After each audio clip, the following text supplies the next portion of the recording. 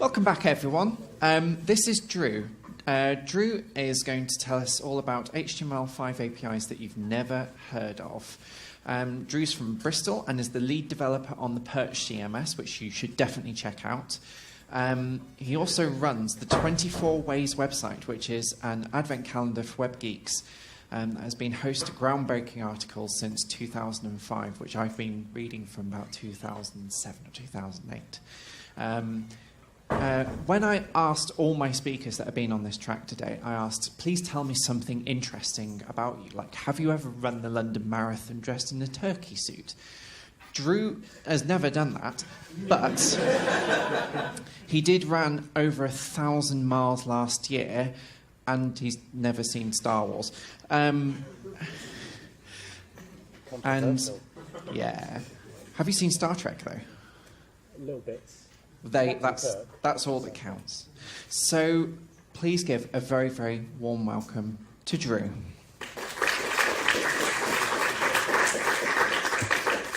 Hello, can you hear me at the back? Yeah, more or less, great. Thank you for the introduction, Katie. I am Drew Mclellan. This is a PHP conference. I know it's dark and you're listening to a presentation about HTML, but this is not a fever dream. This is actually happening. So my background is I started coding back in the day in Perl, and then I moved on to classic ASP with VB script. If anyone else did that, yeah, awesome. But for the last, 10, 12 years, I've been a PHP developer. I consider myself sort of self-taught generalist, so I dabble in anything from that happens in the browser to all the way back at the web server if needs be. But I try and keep away from like the DevOps stuff. Life's too short for that. But I'm from Bristol, and we make a product called Perch CMS, which just last week we put out a new version of, and you can download it and try it for the first time without a license these days. So it's commercial, but you can just use it locally now to evaluate and things, which you couldn't do before. So check that out if you haven't done. That's a little ad bit. Right. So HTML5, okay, we know HTML5 is a markup language, right? It's angle brackets. If we've got any self-confessed Chevron jockeys here, they'll be familiar with HTML5 as a markup language.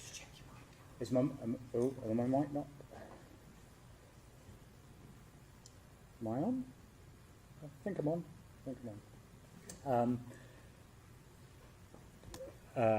Yeah, so we're familiar with it as a markup language. So what on earth sense does it make to have HTML5 APIs? Because you don't really have APIs with like angle bracket markup language. Well, we're actually talking about HTML5 as the web platform in the general sense, as the umbrella term that encompasses everything that happens in the browser and the APIs that really the browser exposes through JavaScript. So it's kind of that general HTML5 term that we're talking about as the web platform, which is, there's so much jargon, this is horrible. But why is this interesting to at a conference like this for PHP developers?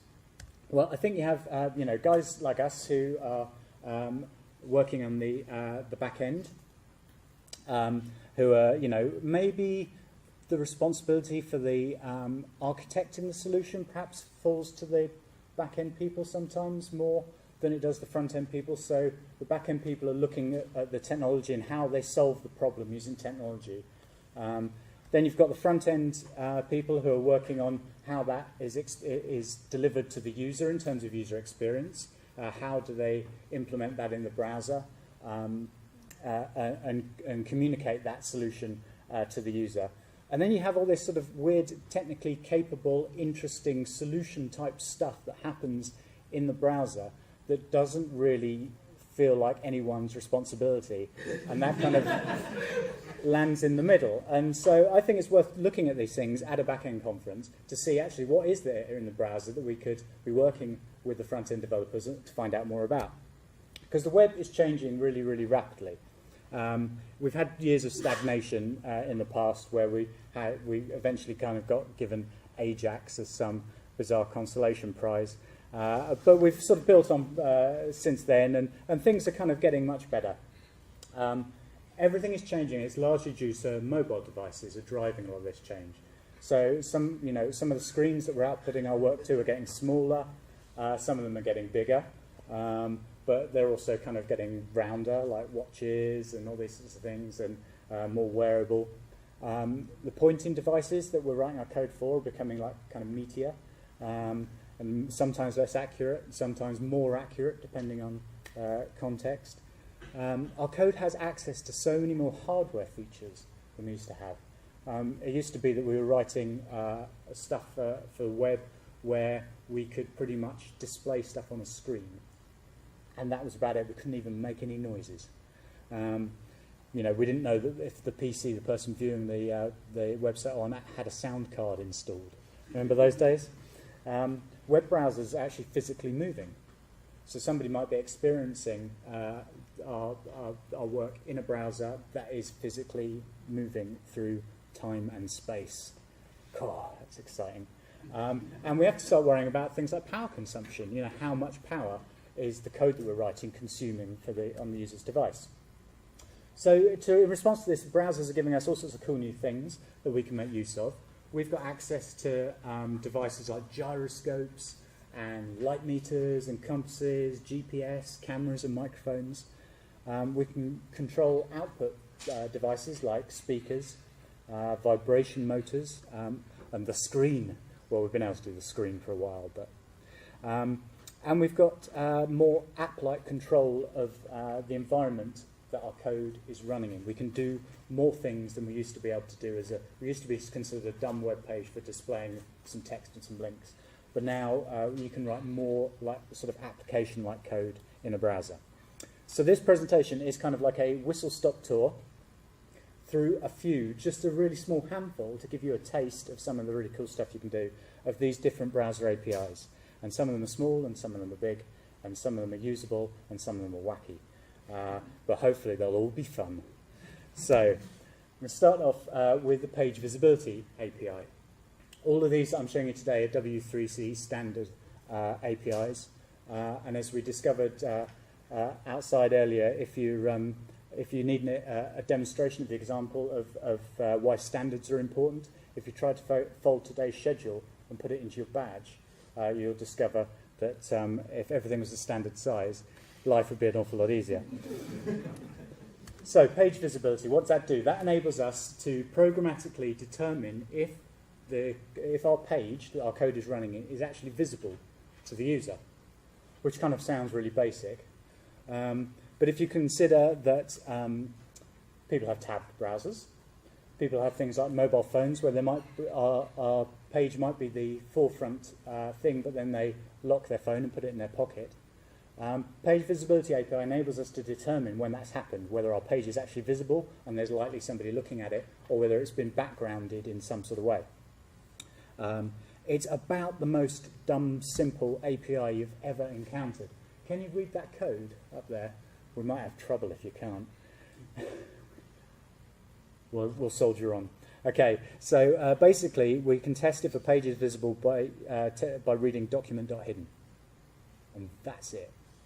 If you remember the document object from writing JavaScript in 1999, that's still there, and it's got this lovely property called hidden that you can just read at any time.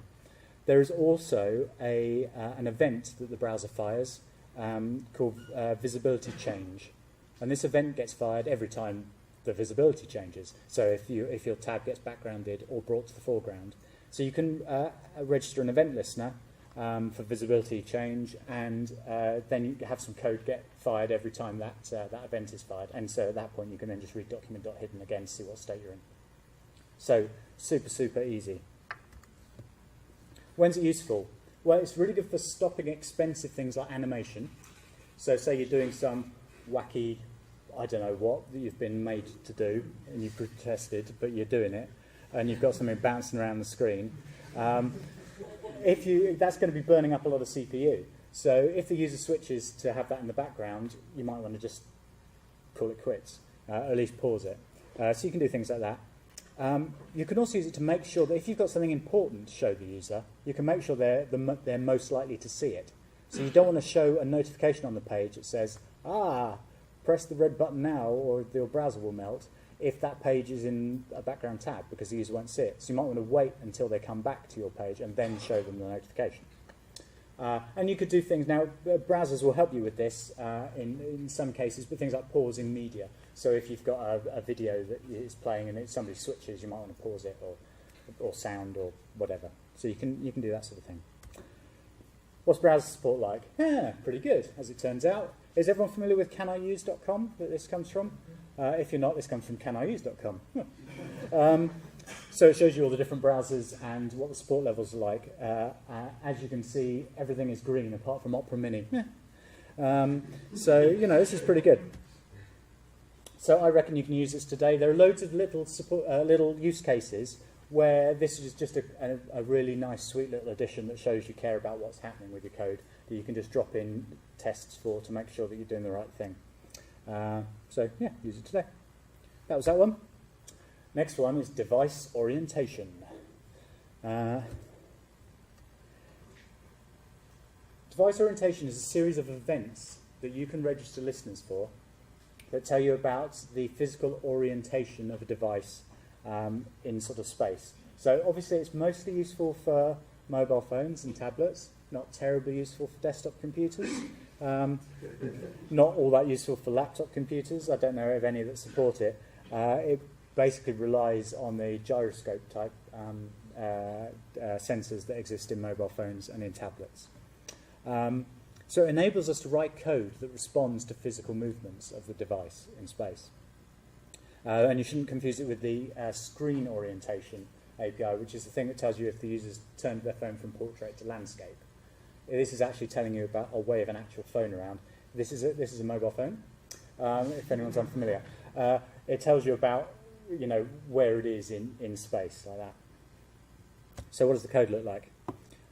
First thing you can do is actually test for support really easily. And what that's saying is if on-device orientation exists in the window object, then you've got support for device orientation. So you kind of wrap all your code in one of those. You wouldn't kick any of this off unless the device had device orientation support. So then the first thing you want to do is register an event listener to listen for these events. So you add event listener, device orientation, and that gets past an event, which if you were to console log out, looks like this. You have properties in it of alpha, beta, and gamma. And these are 3 different values that tell you about the orientation. They're kind of like if anyone is a pilot. Is anyone a pilot? Turns out all PHP developers. If you're a pilot, you might refer to it as like pitch, yaw, and what's the other one? Roll. It's those 3 axes of movement. There's in the spec. There's some really cool maths you can do to work out compass headings from these. Just slight FYI. So what are these 3 things? So the alpha, beta, and gamma, and basically it's like that way, and that way. This delightful drawing comes directly from the W3C spec. I didn't do that. I didn't take a picture of a mobile phone and skew it. I know I'm a developer, but I'm not even that, not that bad. So alpha is kind of like that way, and then beta is like that way, and then gamma is, what have they done there? It's like that. But really, when you register listen to the event listener, it's a bit like if you've done an event listener for like the Windows scroll event or the mouse events, you kind of just get like a stream of data fired at your code. Are you familiar with that? It's like that. So you register a listener for device orientation events, and you just get sent data. It's like fire hose of data. Is this that you can't hold one still? Put one on a desk, it still doesn't really stay still. But you're just getting this data fired at you non-stop.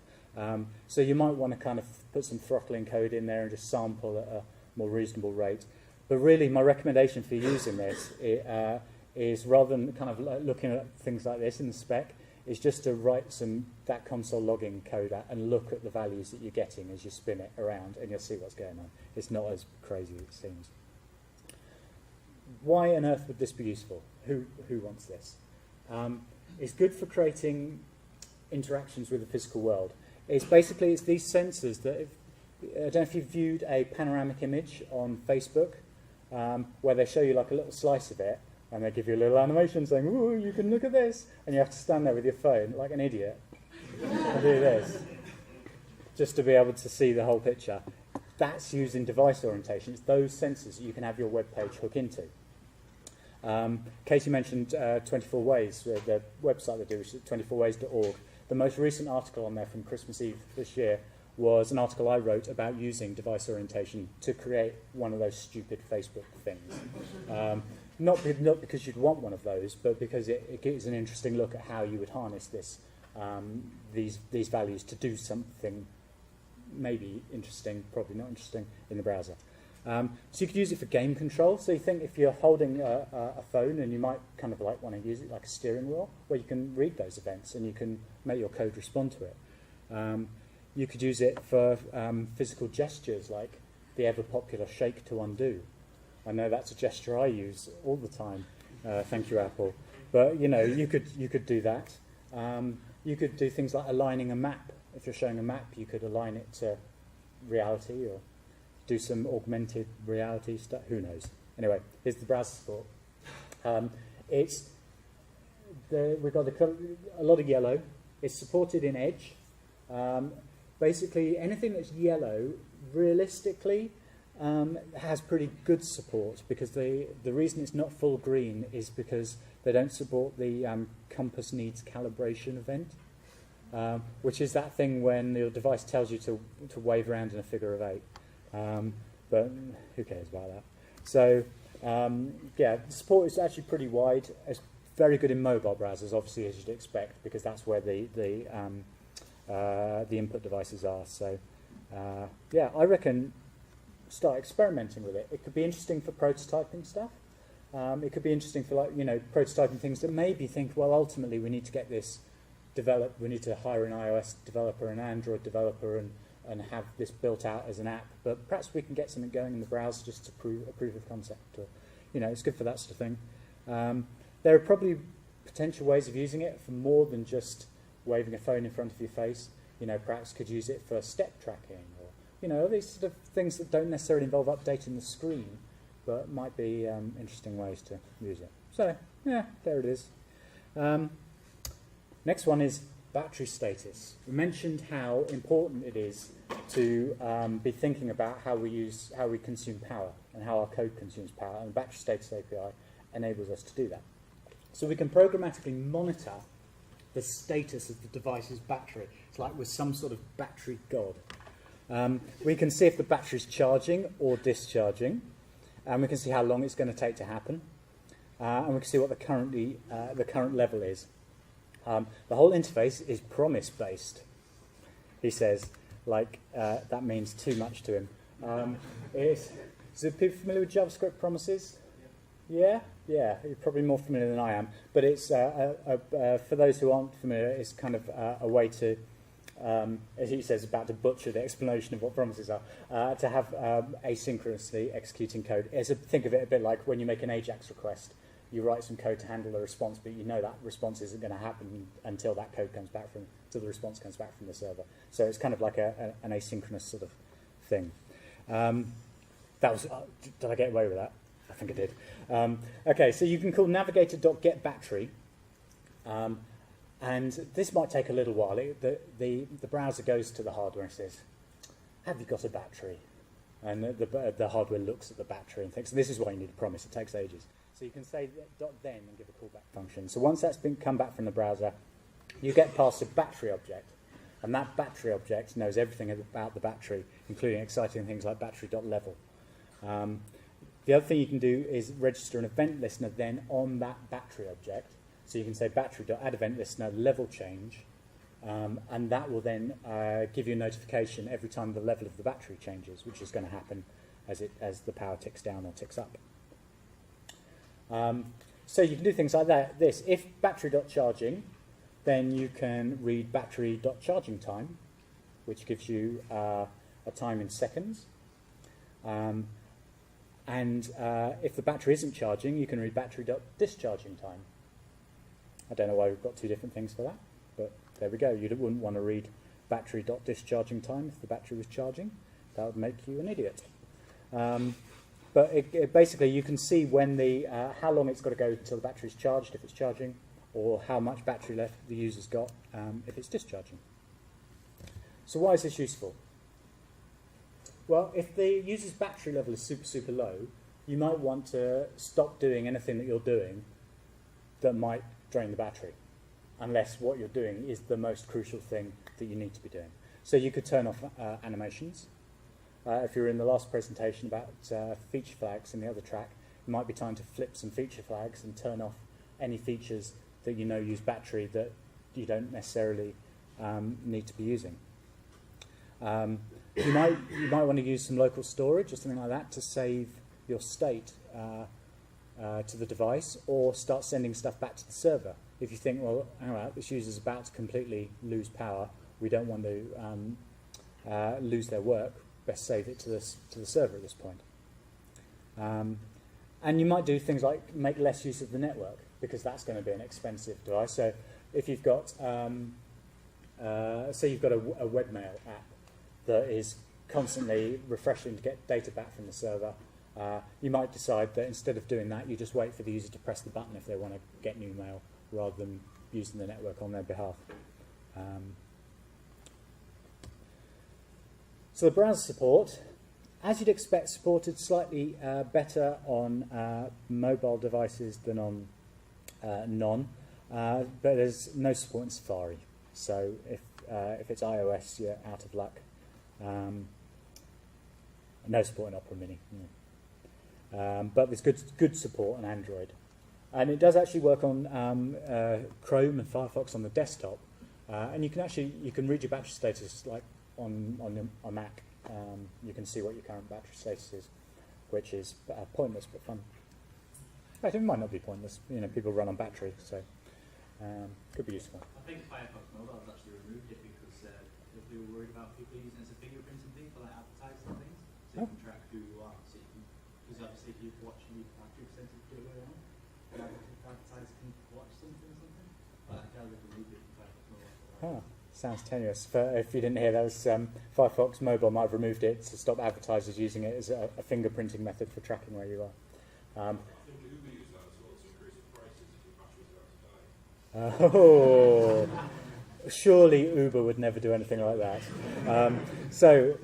When it's available, I reckon make use of it and use it as a progressive enhancement. So by default, you'll presume that you've got as much power as you need to do whatever it is you're going to do. But then as a progressive enhancement, if the battery status is available, maybe look at it and decide that actually we don't need to be doing this work right now, we can keep it till later or whatever if the battery is low. So if not, just carry on with what you're doing before. So if the support's not there or what have you. So it's not just phones, it's laptops too. Right, the next one, vibration. This actually gives us access to the vibration mechanism in your device. Again, this is usually a phone or a tablet. I don't know of any laptops that vibrate, not intentionally anyway. I did used to have a Dell that was a bit wobbly, but generally it's mobile devices that have vibration motors. And it's basically designed for simple tactile feedback. It's not designed for like trying to make the Star Wars theme buzz out on somebody's phone like it's a stack of old floppy disk drives. The API for it, again, is really, really simple. Navigator.vibrate, and then you pass it a duration in milliseconds to vibrate for.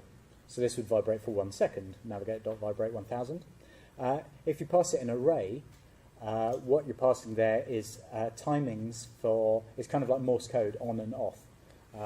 So here, in this second example, it's going to be on for 150 milliseconds, then a 50 millisecond pause, and then on for another 150, and then stop.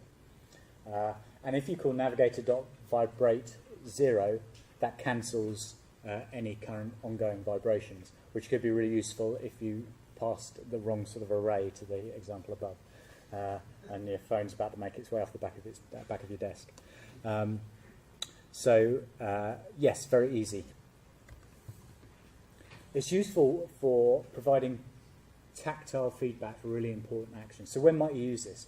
You might use it for maybe somebody's just clicked the button on your in your app that says delete all my data, and you throw them up a little dialogue saying, "Are you sure?" At that point, it might be interesting just to give a little buzz as well, because it's going to, if your pages don't normally buzz, it's going to cause the user to stop and think, actually, this is an important action. I ought to read this dialogue rather than just okay it. So you can, use it for things like that. You probably don't want to use it too much, because if it becomes normal, then you lose the effect, and also it's going to drain the battery a tiny bit. And, nobody wants an experience which is like constantly buzzing when they don't want it. You could use it as a really, really terrible rumble pack for controlling games. That would be good. And you could create yourself a very cool Morse code device. Don't do that one. So what's the browser support like? IE was pretty wobbly back in the day, but it's never vibrated. Edge, never vibrated. Firefox and Chrome are all about the vibrations, as is Opera. But again, nothing on mobile Safari, unfortunately, but lots of support on Android. So Android have got the good vibrations. I reckon use it. Let's say it works in most mobile browsers other than Safari. It should be safe to use where it's supported, and just not, just sort of test for it, and if it's not available, no big deal. And yeah, don't design interactions that rely on it. Because you don't actually even know if the user is holding their phone. You don't know how they might be interacting with it, and that vibration might not mean anything to them. Yeah, maybe check battery status if you're doing it a lot. So web notifications. This is an API that enables us to hook into the operating system's notification system. Now this is the thing that will feel like using a desktop machine. Notifications appear down the side of the screen when almost anything happens, and you read the first few and then you ignore them for the rest of the day. It's that. It basically enables us to get some stuff out of the browser, which we aren't normally allowed to do. We're normally constrained within our little window, and none of our code is able to venture outside. Web notifications enable us to do that. A really crucial thing to understand about web notifications, and you'll be familiar with this even if you don't understand the reasoning, if you've ever used the web, is that you have to ask the user's permission before sending them notifications.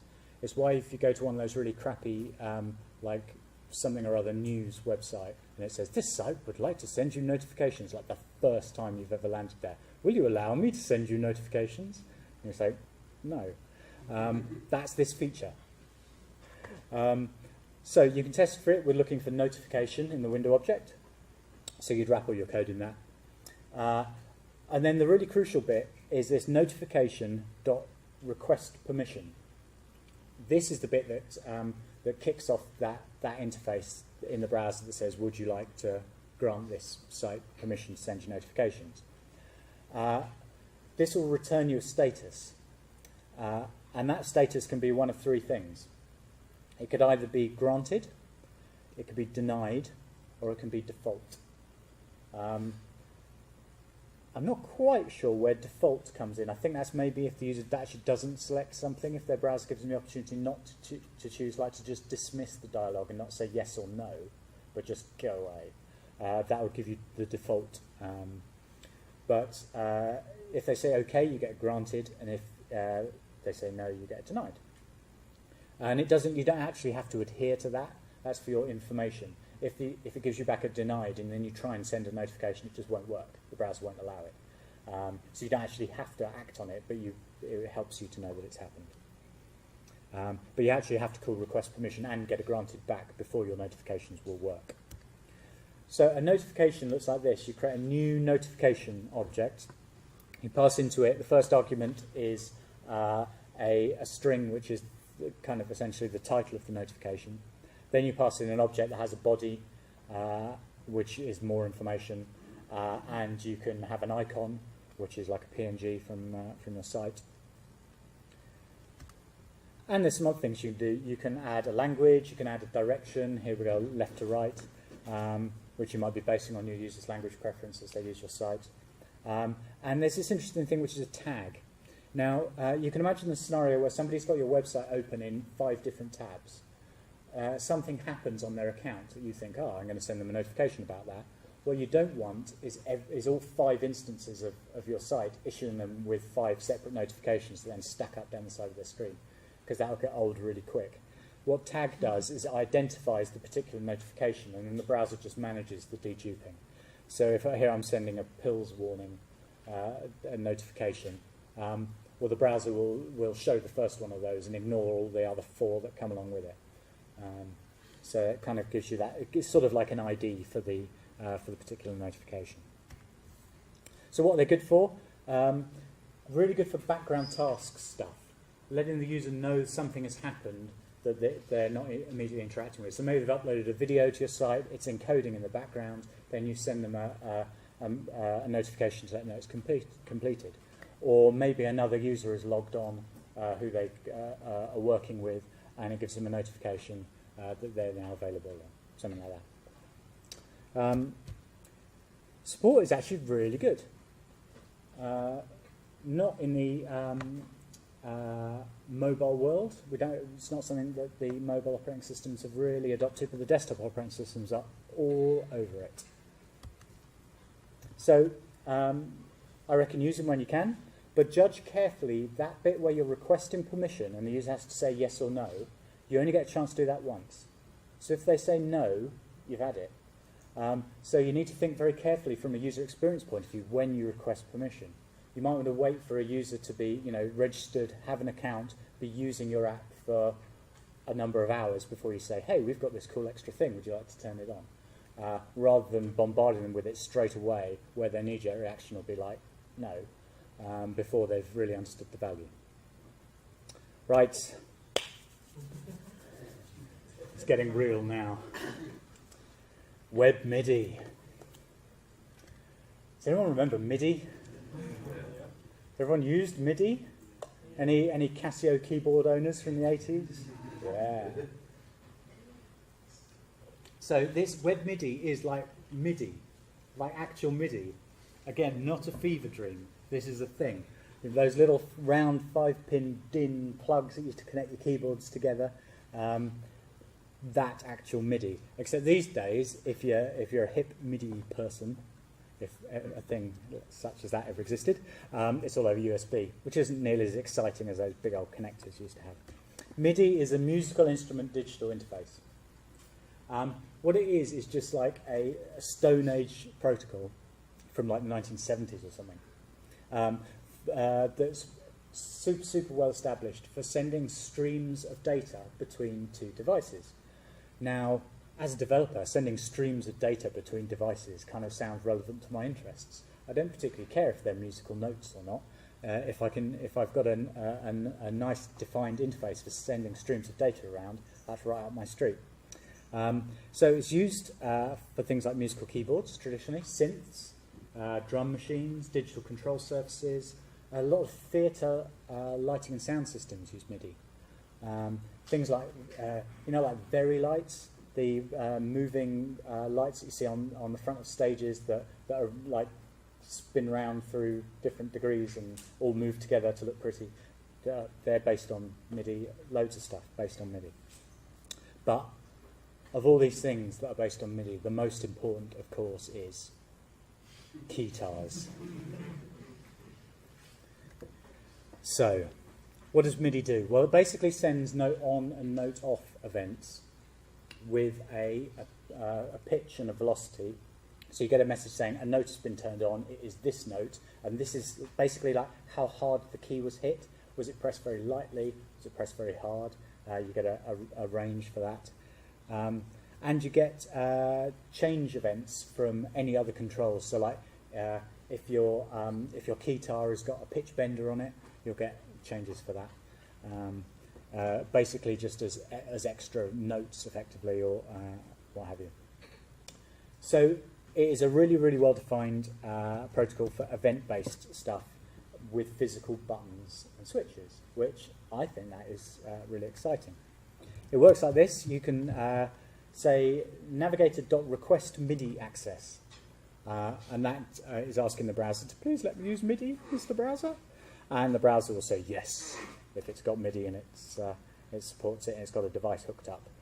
So again, it's promise-based, so you get a success and a failure callback. So you put your code in the success, and you put a rude message to the user in the failure. So we don't care about failure. We're success-driven here. So we're going to say, if it's a success callback, you get past a MIDI object. And what you've got here is just like pretty much a bit of boilerplate code which loops through all the different MIDI inputs, because you might have lots of devices connected to your computer. You can loop through and get a collection of them. And what I'm going to do is register the onMIDI message event handler against each of the inputs. And what that means is then whenever a message comes in on any of those inputs, my message received function will get called. So what does my message received function look like? It looks like this. I'm glad you asked. You get handed a message, and if I was to log out the message.data, I would get an exciting array of 3 values. The first being a code for the event. So here 144 is a note on event, 128 is a note off event. The second thing is the actual note itself. So here we've got note 61, which I think is middle C. I think, might be wrong. And then the final thing is the velocity. So here for the note on, I got a velocity of 95, and the note off always has a velocity of 0, because you can't sort of negatively note off. So with that said, would you like a demo? Yeah. Of course you'd like a demo. Let's have a demo. I have got down here an exciting MIDI device. It's pretty dark. Can you see this? This is called a Novation Launchpad. It's basically a 8x8 grid of buttons, as you can see. And this is kind of is like a keyboard laid out by somebody who's never seen a keyboard before. So each of these are effectively notes, and when I press them, I can receive them in the browser, as you saw. So I thought, well, what can I do that demonstrates an 8x8 grid? You know, what code could we have that does something fun with a grid that looks like that? I thought, I know where I've seen that before.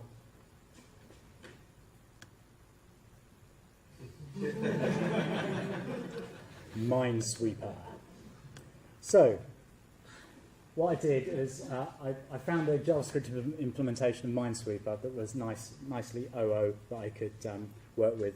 And I basically, so the way this works is you basically click on the squares. In the original JavaScript implementation, you click on the squares and you can play a game of Minesweeper. So I thought, okay, well I can listen for those events and I'll hook it up. So if we click on the top square, say, oh. With this particular device, you give it the different note velocities that you give it, determine the colour of the LEDs that light up. So right, where's the mine going to be? If I do one of those, oh, I've got 1. Oh, I've got 2 on that one, so it's gone orange because it's a bit hotter. Let's go to this corner. That's a bit dangerous. Oh, hit a mine.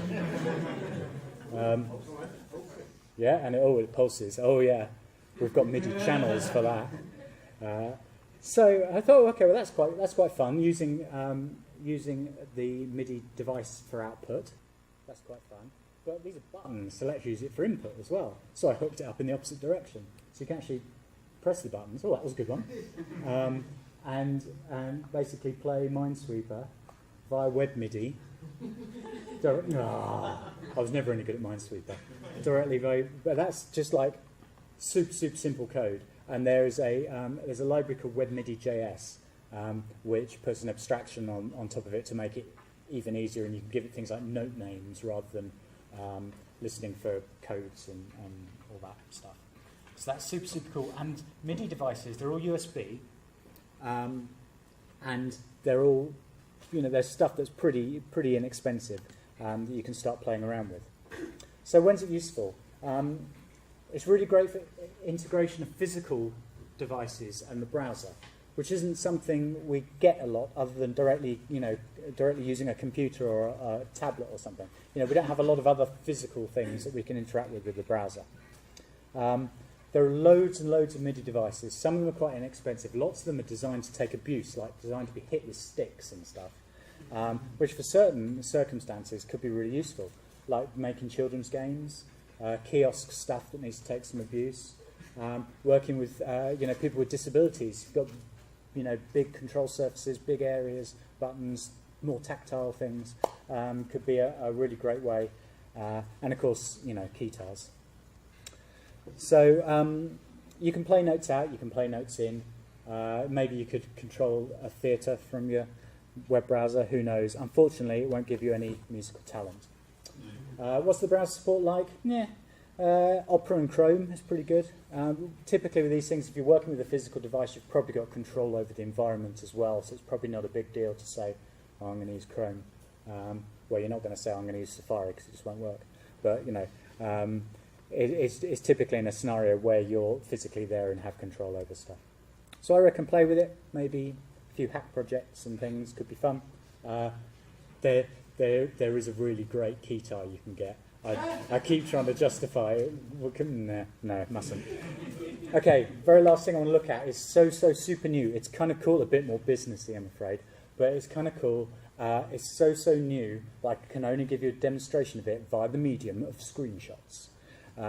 So Payment Request API enables us to collect payment, like payment information, directly from the browser.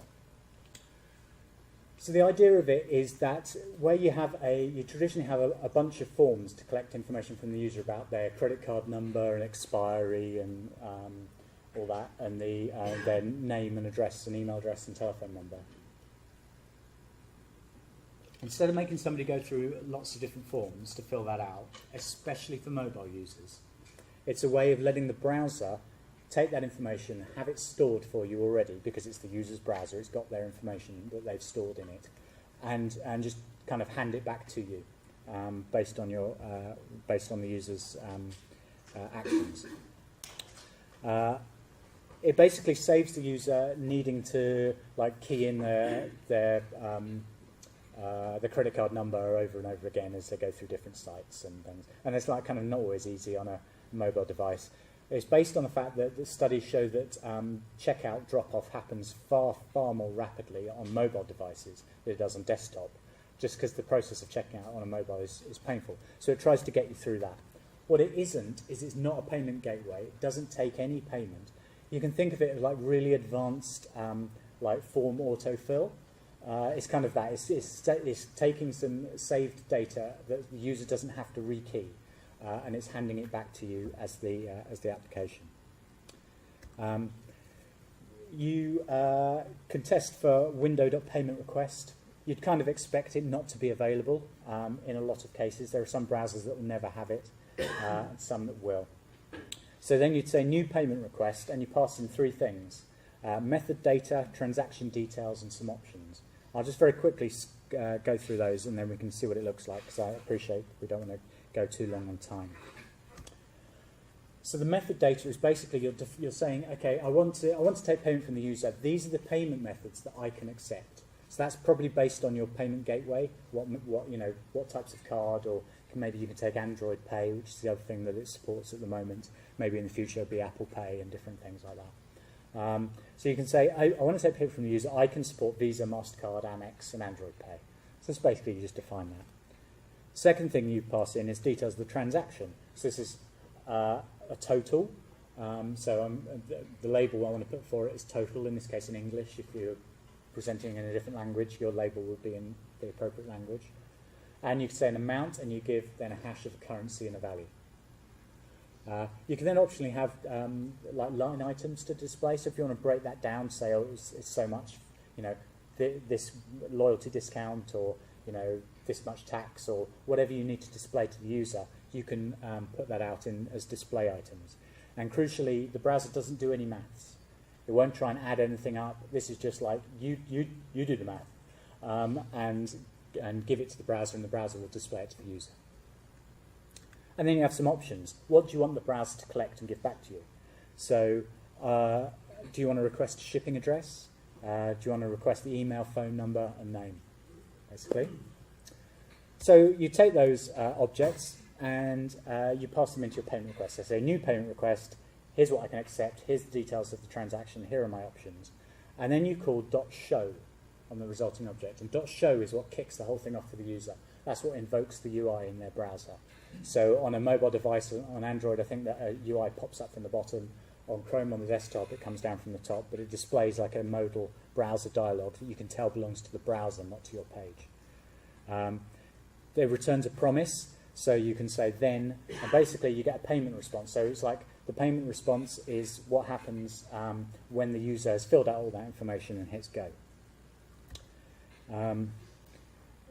Very quickly, there's also an event listing you can register for. If you've asked for a shipping address, the user selects one of their shipping addresses. You can then register an event listener and update the details based on that. So if they say, oh, by the way, I want it shipped to Australia, you can then revise the shipping cost at that point before the user carries on. So, you can do that sort of thing. So what does it look like? You call .show on that payment request, and this is in Chrome. It's a little bit difficult to see with the contrast on the screen, but it basically pops a sheet down. Here it's got the information that we asked. You see we've got a total of £99. There's no delivery address. So if as the user I click on delivery address, I can then see my address that the browser's got stored. So I click on that. That event listener gets called back, and now it's added an extra line item of shipping and has put the total up. It's got my card pre-selected. So at this point I can hit pay. So I hit pay, and then it prompts me for the CVC for my card as a security step. And now what would happen is I would click confirm, and that would resolve the promise and return that as a JSON object, effectively, to my code. At the moment, what happens in Chrome Canary, I click confirm, and the browser crashes. So this is very, very new, and it's why I've put it last. It's super, super new, but I think it's going to be really, really interesting because I think it will really, really help people on mobile devices get through that checkout process. It's the sort of thing where you're more likely to just add a buy button to a product rather than add to cart if somebody's on mobile. I think it's a lot easier to say buy, confirm, pay, put in your CVC, and job done. So it kind of gives you that saved card experience, but for brand new users, for first-time users, and without you needing to save any card details. So I think it's going to be really interesting, certainly one to watch. Yeah, browser support's like that. It works on Chrome and Android, and in Chrome Canary, makes a nice way to crash your browser. So worth getting familiar with. I think it's going to be pretty big. It's going to be interesting, and it's definitely worth knowing about. Kick the tires. Right. So I'm just going to wrap up. Phew. We've looked at page visibility, device orientation, battery status, vibration, web notifications, web MIDI, payment requests. We haven't looked at ambient light, geolocation, web audio, web share, screen orientation, or clipboard, speech synthesis, speech detection, media capture streams. That's like reading video in from the camera. Proximity, network information, drag and drop, full screen, web workers, file and file system. There's so much cool stuff you can do with browsers that's pretty well supported for certain applications. It's really worth knowing the capabilities of the browser when designing a solution that's going to give you the best user experience. And with that, I think that's my time, so I'll say thank you very much.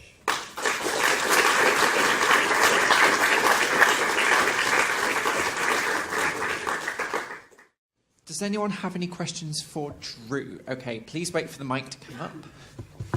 Questions?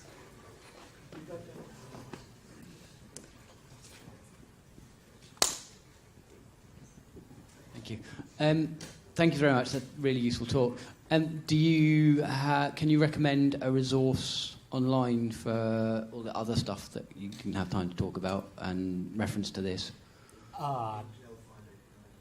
That was the website I was trying to remember, HTML5 APIs.com. Lists them all. I will try and dig out some resources and maybe pop them at the end of my slides when I put them up on Speaker Deck later. I'll tweet them out as well. So if you follow me at Drew M, I'll make sure all these things go out over the next short while. Any other questions?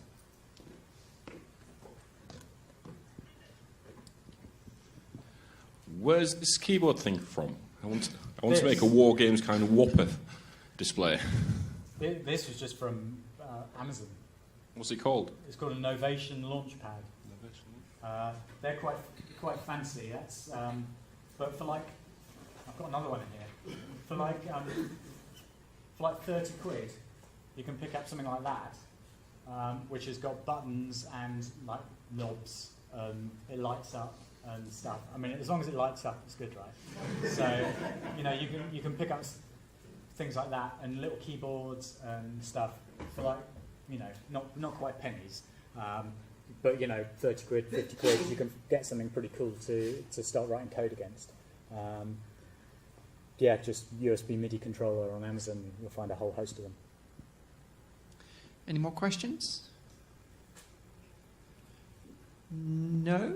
Okay, so next up we have a tea break, so please go and get yourself a cup of tea. Up next in this track we have Jeroen van de Gulik talking about building and running teams. And in the other talk, I can't quite remember, so I'm going to check that now.